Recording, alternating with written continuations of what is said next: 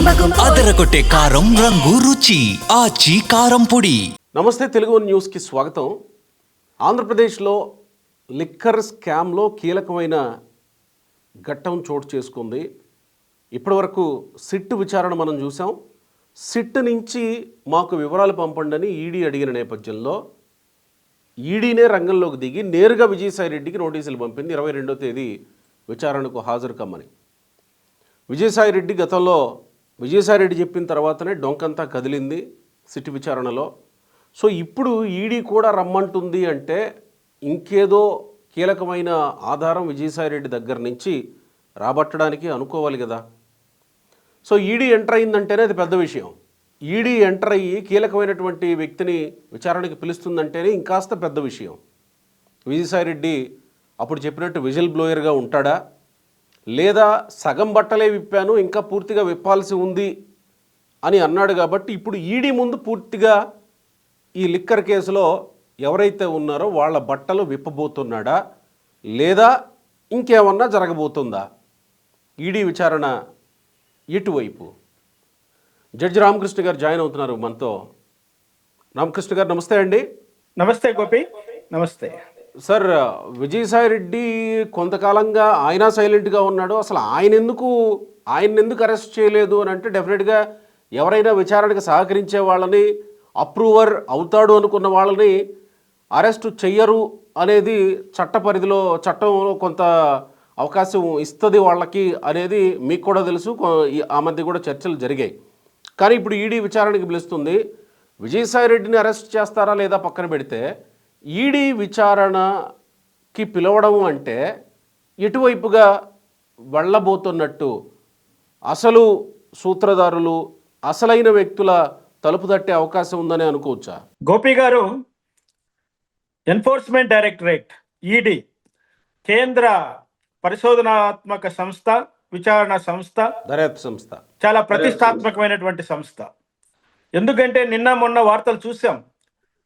పశ్చిమ బెంగాల్లో జరిగినటువంటి సంఘటన, ఈడీ వాళ్ళని అడ్డుకున్నప్పుడు సుప్రీంకోర్టు స్పందించిన తీరు ఓ రకంగా చాలా మంచి పరిణామం. ఈరోజు విజయసాయిరెడ్డి అంటే జగన్మోహన్ రెడ్డి, జగన్మోహన్ రెడ్డి అంటే విజయసాయిరెడ్డి. ఇది ఒకప్పుడు మాట. ప్రస్తుతానికి విజయసాయిరెడ్డి ఏదో ప్రజాసేవకుడుగానో, సమాజంలో మంచి చేసేవాడులాగానో, వ్యవసాయదారుడు గొప్ప గౌతమ బుద్ధుడు లెక్కనో ఈరోజు ఆయన మాటలు కొన్ని వినపడుతున్నాయి. నేను విజువల్ బ్లోవర్గా ఉంటాను అంటున్నాడు. నేరస్తులు చచ్చే వరకు నేరస్తులే. కొంతమంది ఈ మాటతో విభేదించవచ్చు. ఒక నేరానికి పాల్పడ్డ వ్యక్తి ఆ నేరాలు చేయడానికే ఉత్సాహపడతాడు, కానీ నేరాలను మానివేసి జనస్రవంతిలో కలిసిపోయి తను మరొక్కసారి ఒక మంచి వ్యక్తిగా బ్రతుకుతాడు అని అనుకోవడము అత్యాశ అవుతుంది గోపి. ఇక్కడ విజయసాయిరెడ్డి కర్త కర్మ క్రియ జగన్మోహన్ రెడ్డి అవినీతులకి అన్నిటికీ.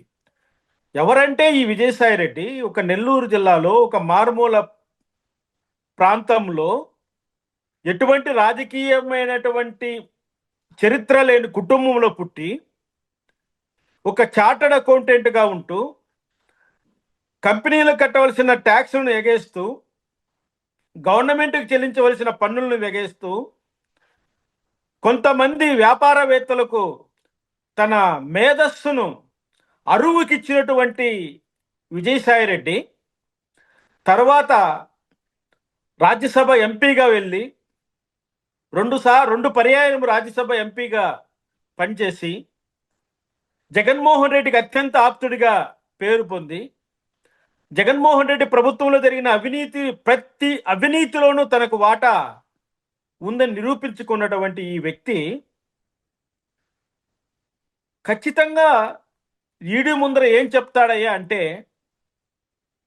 మొత్తము డబ్బంతా జగన్మోహన్ రెడ్డి చెప్పినట్లే చేశాం, జగన్మోహన్ రెడ్డి ఏది చెప్తే అదే జరిగింది, ఈ యొక్క వేల కోట్లు విలువ చేసేటువంటి ఈ మద్యం స్కామ్ లో ఉన్నటువంటి డబ్బంతా జగన్మోహన్ రెడ్డి ప్యాలెస్కే చేరింది.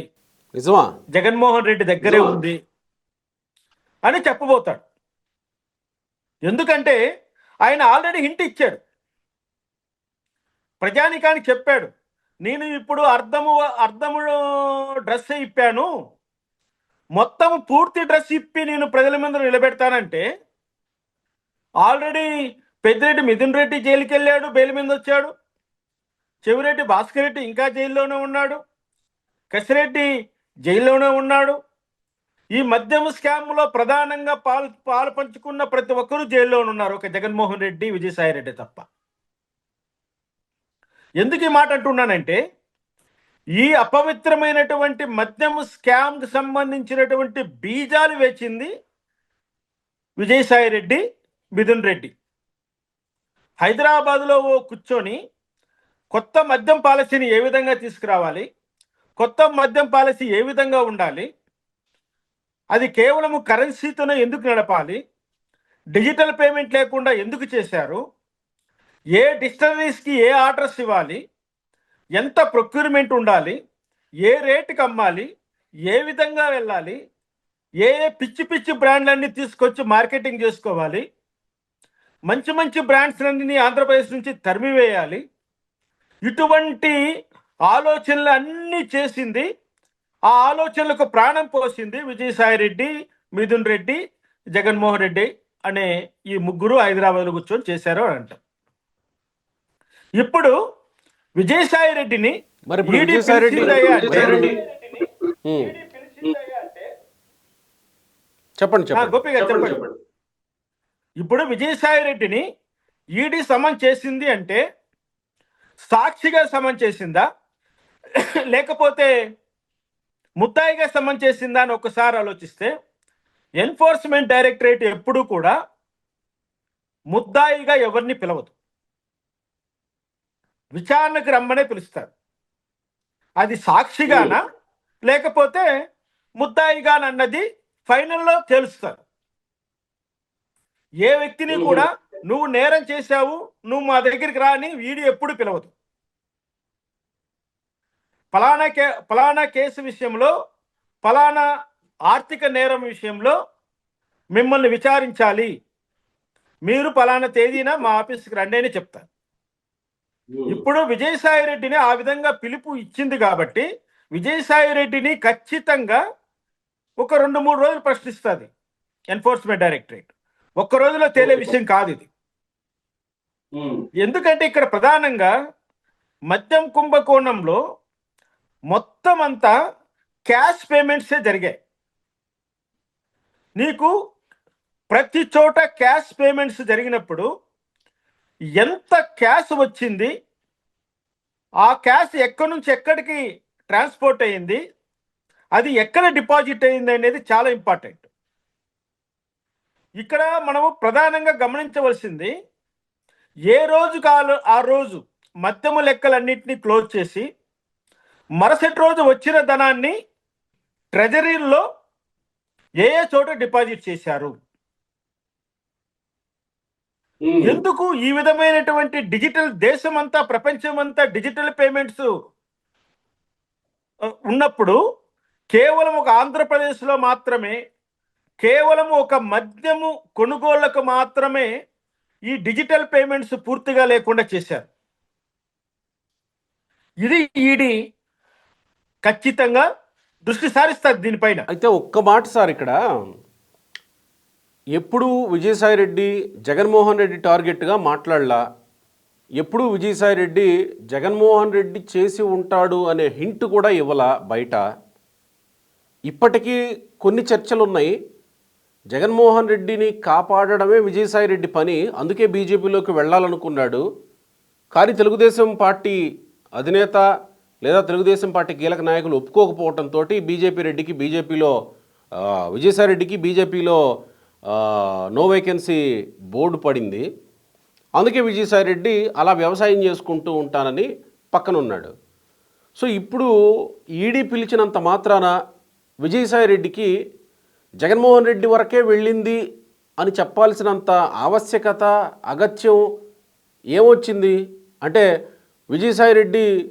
చెప్పేస్తాడు జగన్మోహన్ రెడ్డి లేదా అంతిమ లబ్ధిదారు ఆయనే అని ఎలా చెప్తాడని మనం అనుకోగలం?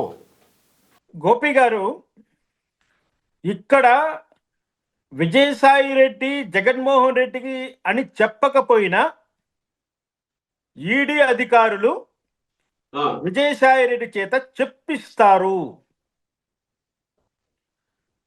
ఎందుకు ఈ మాట అంటున్నానంటే, విచారణ చేసేటువంటి పోలీస్ అధికారులకు ఉన్నటువంటి ఆ నైపుణ్యము విజయసాయి రెడ్డి దగ్గర తప్పకుండా జగన్మోహన్ రెడ్డి అంతిమ లబ్ధిదారుని చెప్పిస్తారు. అందులో నో డౌట్. ఒకవేళ జగన్మోహన్ రెడ్డికి సంబంధం లేకుండా విజయసాయి రెడ్డి స్టేట్మెంట్ ఉంటే ఇంకా మనం నమ్మవలసిన అవసరం లేదు. అంటే విజయసాయి రెడ్డి స్టేట్మెంట్ ఇస్తే అందులో ఖచ్చితంగా జగన్మోహన్ రెడ్డి పేరు ఉండాల్సిందే అనేది మీ అభిప్రాయమా? ఇది నా అభిప్రాయం కాదు, సాక్ష్యాధారాలు చూపిస్తున్నటువంటి విషయం ఇది. ఇంతవరకు సిట్ చేసిన విచారణలో వెలుగు చూసినటువంటి అంశాల సారాంశం ఇది. నేను ఎందుకు ఈ మాట అంటానంటే, జగన్మోహన్ రెడ్డిని ముద్దాయిగా చూపిస్తేనే కరెక్ట్గా విచారణ జరిగింది అని ఎవరు అనుకోవాల్సినటువంటి అవసరం లేదు. ఇంతవరకు జరిగినటువంటి విచారణ ప్రక్రియ అయితేనేమి, సిట్ వాళ్ళు ఫైల్ చేసినటువంటి ఛార్జ్ షీట్లు అయితేనేమి, జగన్మోహన్ రెడ్డి అంతిమ లబ్ధిదారు అనేదే నిరూపితమవుతోంది.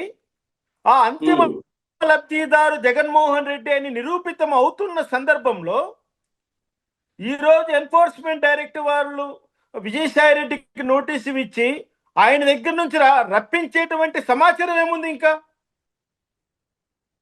ఆ రోజు ముఖ్యమంత్రిగా ఉన్నటువంటి జగన్మోహన్ రెడ్డి ఆజ్ఞ లేకుండా, జగన్మోహన్ రెడ్డికి తెలియకుండా, జగన్మోహన్ రెడ్డి నోటీసులో లేకుండా, జగన్మోహన్ రెడ్డికి డబ్బు చేరకుండా వేల కోట్ల మద్యం కుంభకోణం జరిగిందని ఎవరైనా అనుకోగలరా?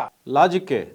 కాబట్టి విజయసాయి రెడ్డి ఖచ్చితంగా ఈ స్కీమ్ తయారు చేయడం, మద్యం స్కామ్ను ఈ రూపంలో అమలు పరచడంలో ఎవరెవరు పార్టిసిపేట్ చేసి ఉన్నారో వాళ్ళందరి గురించి చెప్పాలి. ఇప్పుడు పెద్దిరెడ్డి మిథున్ రెడ్డి ఏ విధంగా అరెస్ట్ అయ్యాడు? ఆయన పెద్దిరెడ్డి మిథున్ రెడ్డికి సంబంధించిన పిఎల్ఆర్ గ్రూప్స్ కి ఈ మద్యం కుంభకోణంతో సంబంధం ఉన్నటువంటి డిస్టిలరీస్ అధినేతలు కానీ, ఇతరత్ర సప్లయర్స్ కానీ పిఎల్ఆర్ కంపెనీకి 5 కోట్ల రూపాయలు వాళ్ళు ట్రాన్స్ఫర్ చేస్తున్నారు. దానికి ఎక్కడ వాళ్ళు లెక్కలు చూపించలేదు. అదేవిధంగా జగన్మోహన్ రెడ్డికి తెలియకుండా ఇన్ని వేల కోట్ల కుంభకోణం జరగడానికి అవకాశం ఉందా? జగన్మోహన్ రెడ్డి అమాయకుడు అనుకోవడానికి ఇక్కడ ఏదైనా అవకాశం ఉందా? చెప్పండి సార్. జగన్మోహన్ రెడ్డి టెక్నికల్ అంశం. రాజకీయంగా చూసినప్పుడు మొన్న చంద్రబాబు నాయుడు అమిత్ షాని కలిసినప్పుడు రకరకాల అంశాలు చర్చల్లోకి వచ్చాయి. కోర్స్ వాళ్ళ మధ్య వాస్తవంగా ఏం జరిగిందనేది ఎవరికి తెలిసి ఉండకపోవచ్చు బహుశా, కానీ కొన్ని అంశాలు స్పెక్యులేషన్ లోకి వచ్చాయి. అందులో మిథున్ రెడ్డి బీజేపీలో చేరడానికి లైన్ క్లియర్ అయిందని ఒక స్పెక్యులేషన్ అయితే, ఇంకా రాజ్యసభకు సంబంధించి ఎవరెవరికి ఇవ్వాలి అనేది వాళ్ళు డిసైడ్ చేసి ఉంటారనేది ఇంకొక స్పెక్యులేషన్ అయితే, మరి ఇప్పుడు ఈడీ ఎంటర్ అవ్వడం అంటే సంక్రాంతి అయిపోగానే ఈడీ ఎంటర్ అవ్వడం అంటే, సో అమిత్ షాతో జరిగిన భేటీలో మద్యం కేసు వ్యవహారం కూడా వాళ్ళిద్దరి మధ్య చర్చ జరిగి ఉండి ఉండొచ్చు అని అనుకోవచ్చా? గోపి గారు, ముఖ్యంగా అమిత్ షా గారు చంద్రబాబు గారి యొక్క సమావేశము కేవలం 4 రాజ్యసభ స్థానాలపైనే జరిగి ఉంటుంది. ఇంకా రాష్ట్రంలో లా అండ్ ఆర్డర్ విషయము, రాష్ట్రంలో విచారణలో ఉన్నటువంటి తిరుపతి తిరుమల లడ్డు కల్తీ విషయమైతేనేమి, మద్యం కుంభకోణం సంబంధించినటువంటి విషయమైతేనేమి, కల్తీ మద్యం విషయమైతేనేమి, ఇతరత్ర అమరావతికి రావాల్సినటువంటి ఫండింగ్ అయితేనేమి, పోలవరం సంబంధించినటువంటి విషయాలు అయితేనేమి, రకరకాలైనటువంటి అంశాలు అమిత్ షా దగ్గర చంద్రబాబు నాయుడు గారు చర్చించడానికి కోకొల్లోలుగా ఉన్నాయి. 1-2 కాదు. కానీ ప్రధానంగా వాళ్ళ మధ్య చర్చకు వచ్చిండేది మాత్రం తప్పకుండా జగన్మోహన్ రెడ్డిని ఎలా కంట్రోల్ చేయాలి, జగన్మోహన్ రెడ్డి చేస్తున్నటువంటి అసత్య ప్రచారాలను ఏ విధంగా ఎదుర్కోవాలి, జగన్మోహన్ రెడ్డి సోషల్ మీడియా ద్వారా ప్రచారం చేస్తున్నటువంటి అవాస్తవాలను ఏ విధంగా కంట్రోల్ చేయాలి, అన్నిటికీ మించి జగన్మోహన్ రెడ్డిని ఏ విధంగా కంట్రోల్లో పెట్టాలి అనేది తప్పకుండా చర్చించి ఉంటారు. ఎందుకంటే అమిత్ షా గారు ఆయన హోంశాఖ చెప్పండి. అమిత్ షా గారు హోంశాఖ లా అండ్ ఆర్డర్ అన్నది చాలా ప్రధానమైనది.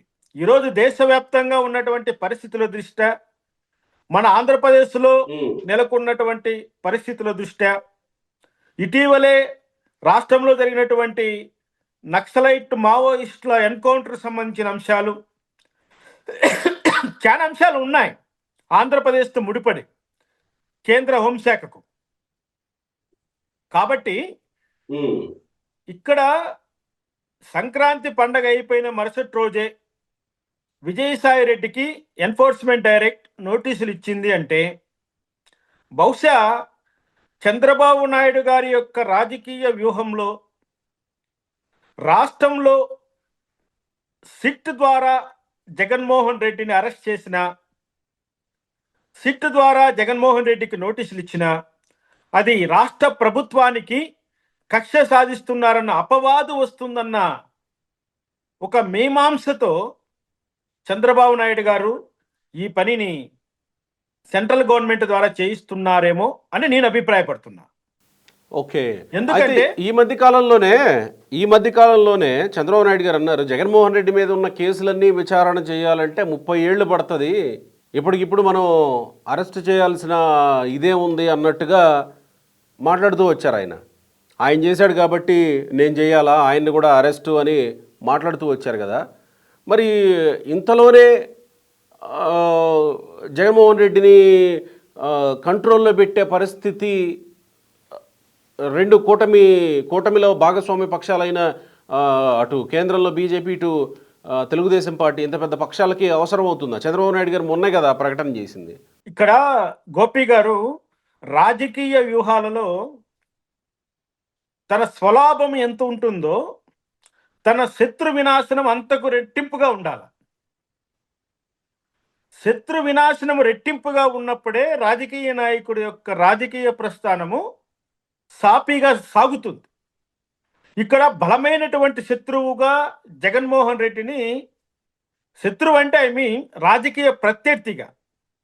రాజకీయ ప్రత్యర్థిగా చంద్రబాబు నాయుడు గారు ఎక్కువగా ఊహించుకుంటున్నారు. 40% పైన ఓటు బ్యాంకు జగన్మోహన్ రెడ్డికి ఉంది. అటువంటి వ్యక్తిని ఒకవేళ మద్యం కుంభకోణంలో రాష్ట్ర ప్రభుత్వానికి సంబంధించిన సిట్ అధికారులు అరెస్ట్ చేస్తే దాని పర్యవసానము ఎలా ఉంటుందోనే నేను భయపడుతున్నాను. ఎందుకంటే చంద్రబాబు నాయుడు గారిని అక్రమ కేసులో అరెస్ట్ చేసి 53 రోజుల పాటు రాజమండ్రి సెంట్రల్ జైలులో నిర్బంధించినప్పుడు ప్రపంచవ్యాప్తంగా ఉన్నటువంటి తెలుగు వాళ్ళు ఏ విధంగా స్పందించారో ఆయన చూశారు. వైనాట్ 175 అన్నటువంటి జగన్మోహన్ రెడ్డి అహంకారాన్ని అణిచివేసి తొక్కివేసి పాతాళానికి పడేశారు ప్రజలు. కేవలం చంద్రబాబు నాయుడు గారిని అక్రమంగా అరెస్ట్ చేశారన్న ఒకే ఒక కారణం.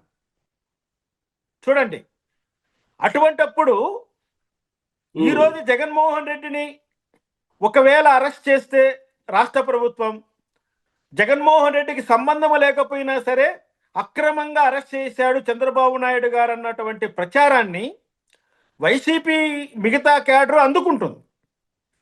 తల్లి రావచ్చు, చెల్లి రావచ్చు, లేదా జగన్మోహన్ రెడ్డి సతీమణి గారు భారతిరెడ్డి గారే రంగంలోకి రావచ్చు, లేదా లండన్ నుంచి జగన్మోహన్ రెడ్డి కుమార్తెలే రంగంలోకి దిగొచ్చు, వాళ్ళు రోడ్డు ఎక్కచ్చు, వాళ్ళు న్యాయం గెలవాలని దీక్షలు చేయొచ్చు. రకరకాలైనటువంటి అవకాశము జగన్మోహన్ రెడ్డికి వస్తుంది. జగన్మోహన్ రెడ్డికి జైలు అనేది కొత్త కాదు కదా. పైగా ఈ కేసు ఏమీ కొత్త కాదు. ఆయన ఏదో మెంటల్గా డిస్టర్బ్ అవడానికి కానీ, మానసికంగా దెబ్బతినడానికి కానీ. ఆయన అంటాడు కదా, ఇప్పుడు 13 కేసులు ఉన్నాయి, ఇంకో 14 కేసులు అవుతాయన్నటువంటి వ్యక్తి ఆయన, సిబిఐ కేసులు. కాబట్టి జగన్మోహన్ రెడ్డిని కేసుల ద్వారానో అరెస్టుల ద్వారానో ఏదో చేయొచ్చని చంద్రబాబు నాయుడు గారు అయితే భావించరు. ఆయనకు రాజకీయ పరిజ్ఞానం అంతుంది. ఆయన మహా మేధావి, చాలా రాజకీయ చతురత కలిగిన వ్యక్తి, చాలా కురువృద్ధుడు, రాజకీయాలలో చాలా సీనియర్ లీడర్. కాబట్టి జగన్మోహన్ రెడ్డిని కంట్రోల్ చేయాలని ఆయన మనసులో ఉన్నదాన్ని ఏమైనా కేంద్ర ప్రభుత్వం చేయగలిగితే చేయొచ్చు. సో ఈ పదమే ఆ ఈరోజు కంట్రోల్, ఈడీ ద్వారా ఆ కంట్రోల్ అనే పదంలోనే ఏదో ఉంది. అదంతే. రాజకీయం అంటే అంతే. రాజకీయం అనేది ఒక పెద్ద బ్రహ్మాండం లాంటిది. అందులో ఏమేమి ఉండదు, ఎవరికి క్లారిటీ ఉండదు. సందర్భానుసారంగా అవసరాన్ని బట్టి ప్రవర్తించడము, అవసరాన్ని బట్టి నాటకం ఆడడము, అవసరాన్ని బట్టి నడుచుకోవడం, ఇదే రాజకీయంలో ఉండవలసినటువంటి ప్రధాన లక్షణం. ఈరోజు జగన్మోహన్ రెడ్డిని ఎలా డీల్ చేయాలో చంద్రబాబు నాయుడు గారికి తెలుసు. కానీ అతనికి, జగన్మోహన్ రెడ్డికి అస్త్రం ఇచ్చే విధంగా చంద్రబాబు నాయుడు గారు ప్రవర్తించరు. ఓకే, జగన్మోహన్ రెడ్డి చేతికి అస్త్రం ఇవ్వరు. మరి మిథున్ రెడ్డి కానీ, విజయసాయి రెడ్డి కానీ, ఇంకో రాజ్యసభ సభ్యులు కానీ, ఇంకెవరో కొంతమంది, వీళ్ళెవరో జగన్మోహన్ రెడ్డిని ఆ కంట్రోల్ అనే పదం నుంచి తప్పించలేరా? ప్రయత్నాలు జరుగుతున్నాయి. ఈరోజు మిథున్ రెడ్డి బీజేపీలో చేరడానికి ప్రయత్నాలు చేస్తున్నాడు. అవి సక్సెస్ అయినట్టుగా కూడా మనకు సమాచారం ఉంది. విజయసాయి రెడ్డి బీజేపీలోకి చేరడానికి ప్రయత్నం చేస్తున్నాడు. ఇక్కడ ఏంటంటే తెలుగు రాష్ట్రాల్లో, తెలంగాణలో బీజేపీకి ఒక స్థాయి ఉంది. బీజేపీ ఆ రాష్ట్రాన్ని గెలుచుకోవడానికి కొన్ని అవకాశాలు ఉన్నాయి. ఒక్క ఆంధ్రప్రదేశ్లో అవకాశాలు తక్కువ ఉన్నాయి. ఎందుకంటే తెలుగుదేశం పార్టీ నాయకత్వం బలంగా ఉండడం, తెలుగుదేశం పార్టీ క్యాడరు చిత్తశుద్ధితో నిష్పక్షపాతంగా ఉండడం, పైగా తెలుగుదేశం పార్టీని స్థాపించినటువంటి మహనీయుడు ఎన్టీ రామారావు గారి యొక్క చరిష్మా ఇప్పటికీ తగ్గకపోవడం. చూడండి, ఇన్ని కారణాల చేత తెలుగుదేశం పార్టీని ఆదరిస్తున్నటువంటి బడుగు బలహీన వర్గాల వారి యొక్క ప్రేమ, దీన్ని బీజేపీ పార్టీ ఏ విధంగానూ కూడా ధ్వంసం చేయలేదు. కానీ బీజేపీ పార్టీ ఆంధ్రప్రదేశ్లో పార్టీ ప్రభుత్వం స్థాపించాలని కోరిక వాళ్ళకు ఉంది. ఆంధ్రప్రదేశ్లో మా పార్టీ లేకపోయినా పర్వాలేదనే ఉద్దేశం అయితే బీజేపీ వాళ్ళకు లేదు. కానీ బీజేపీ ఆంధ్రప్రదేశ్లో నిలదొక్కుకోవడానికి ఏ చర్యలు అనుకూలిస్తాయో, బలమైన నాయకులు ఎక్కడెక్కడ మనకు లభిస్తారో అంటే వాళ్ళు చూస్తున్నారు. ఇక్కడ ఒకటి గమనించాలి. ఆ రోజు కొంతమంది ఎంపీలు, రాజ్యసభ ఎంపీలందరూ కూడా బీజేపీలో చేరారు. తెలుగుదేశం పార్టీ వాళ్ళు బీజేపీలో చేరినప్పటికి కూడా బీజేపీ ఫ్లేవర్ ఇక్కడ రాలేదు. తెలుగుదేశం ఫ్లేవర్ అక్కడ పోయింది. చూడండి, అంటే బీజేపీ యొక్క వ్యూహము, ఏ వ్యూహమైనా తెలుగుదేశం పార్టీ పైన అది వర్కౌట్ కావట్లే. అందుకోసమని జగన్మోహన్ రెడ్డి పార్టీ, జగన్మోహన్ రెడ్డి తయారు చేసిన నాయకులు, ఇది గమనించండి, జగన్మోహన్ రెడ్డి తయారు చేసిన నాయకులు, ఎంపీ మిథున్ రెడ్డి జగన్మోహన్ రెడ్డి తయారు చేసిన నాయకుడే, విజయసాయి రెడ్డి జగన్మోహన్ రెడ్డి తయారు చేసిన నాయకుడే, ఇంకా సమ్ XYZ అందరూ కూడా జగన్మోహన్ రెడ్డి తయారు చేసిన నాయక గణాన్ని బీజేపీలో చేర్చుకొని రేపొద్దున జగన్మోహన్ రెడ్డిని అలాగే జైలుకు వదిలేసి ఆంధ్రప్రదేశ్లో పాగా వేయడానికి అవకాశం ఉన్నటువంటి సందర్భం ఏముంది? ఒక వైసీపీ నాయకులు తప్ప. ఓకే, ఆ వ్యాక్యూమ్ని బీజేపీ ఫిల్ చేయబోతుంది అయితే. ఇక్కడ చంద్రబాబు నాయుడు గారు జగన్మోహన్ రెడ్డిని మేము జైలు పంపిస్తాము ఈ కేసులోని కేంద్రం వాళ్ళు అన్నారనుకోండి, వద్దంటాడా? కాగల కార్యం గంధర్వులు తీర్చినట్టు చంద్రబాబు నాయుడు మనసులోని కోరికను సెంట్రల్ గవర్నమెంట్ తీర్చినట్టు అవుతుంది ఒకవేళ ఎన్ఫోర్స్మెంట్ డైరెక్టరేట్ అరెస్ట్ చేస్తే.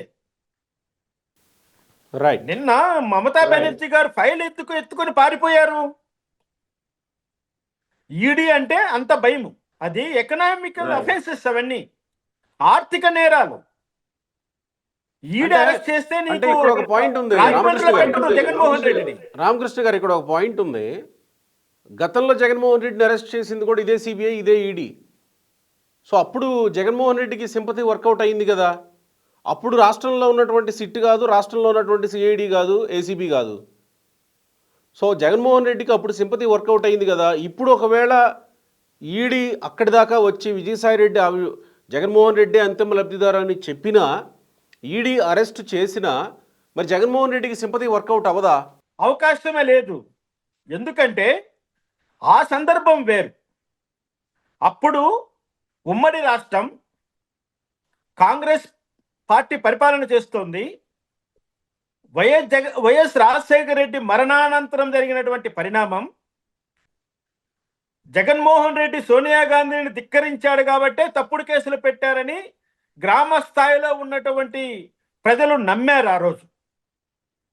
కానీ ఈరోజు పరిస్థితులు వేరు. జగన్మోహన్ రెడ్డి మీద చూసారుగా ఈ లక్ష్య జగన్మోహన్ రెడ్డి తండ్రిని అధికారాన్ని అడ్డం పెట్టుకొని దోచేశాడని ఈరోజు 10వ తరగతి చదువుతున్న పిల్లవాడు కూడా వివరించి చెప్తున్నాడు పల్లెల్లో ఎలా జరిగిందని. ప్రోకో ఏమిటో ప్రజలకు తెలిసిపోయింది. జగన్మోహన్ రెడ్డికి ఆస్తులు ఎలా వచ్చాయో తెలిసిపోయింది. నీకు వ్యాన్పిక్ భూముల విషయంలో అయితేనేమి, లేపాక్షి భూముల విషయంలో అయితేనేమి, లేకపోతే శ్రీకాకుళము విజయనగరం మధ్య జరిగినటువంటి సెజ్ విషయంలో భూముల విషయం అయితేనేమి, సండూరు ప్లాంట్ అయితేమి, భారతీయ సిమెంట్ అయితేనేమి, అదైతేమి ఇదైతేమి, రకరకాలైనటువంటి పారిశ్రామికవేత్తలకు సంబంధించినటువంటి ఆ క్విడ్ ప్రోకో ఎలా జరిగిందో ఈరోజు ప్రతి ఒక్కరికి తెలుసు. రైట్. కాబట్టి జగన్మోహన్ రెడ్డిని అరెస్ట్ చేస్తే ఆ రోజు వచ్చిన సింపతి మళ్ళీ ఈ రోజు వస్తుందా అన్నటువంటి భయం అయితే లేదు. గోపి గారు అరెస్ట్ చేశారా? వాడు చేస్తుంటాడండి. ఒకటే పల్లెలు ఏమంటారు, వాడు మేధావంటే చేస్తుంటాడని అంటారు. జగన్మోహన్ రెడ్డి నేరం చేయలేదని మాట ఎవరి నోట రాదండి. ఇంకా రైట్. సో ఇక అంతా అండర్ కంట్రోల్. యా, చూద్దాం మరి ఏం జరుగుతుందో. థ్యాంక్ యూ రామకృష్ణ గారు. Thank you.